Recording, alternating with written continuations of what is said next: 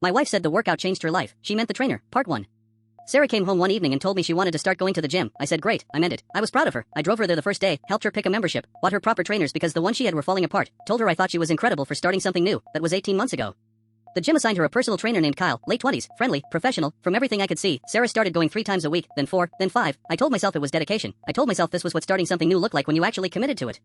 She started coming home later than the session should have taken. I told myself she was probably socializing, making friends, building a new part of her life that was healthy for that reason. I told myself a lot of things. Then our daughter said something. She is 9. She says whatever is in her head without filtering it. One evening at dinner she said, "Daddy, why does mommy always smell different when she comes home from the gym?" I looked at my daughter, then at Sarah. Sarah looked at her plate. I filed that away and said nothing.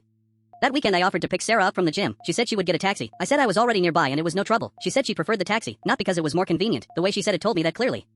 That night after she fell asleep I sat in the kitchen for 2 hours, going through the last 18 months in my head, every late session, every changed behavior, every moment I had chosen the most innocent explanation available because it was easier than the alternative. I thought about my daughter at dinner, the way Sarah had looked at her plate, then I stopped telling myself things, and I started paying attention.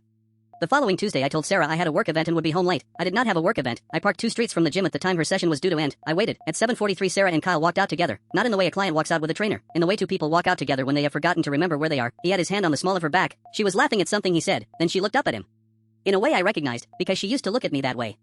I drove home, made dinner, had it on the table when she arrived 40 minutes later smelling of a shower she had taken somewhere that was not the gym changing rooms. She said the session had run over. I said that was fine. She kissed me on the cheek. I asked how Kyle was. She froze for exactly 1 second. Then she said fine. Why? I said no reason. Just making conversation. Then I cleared the plates and started planning.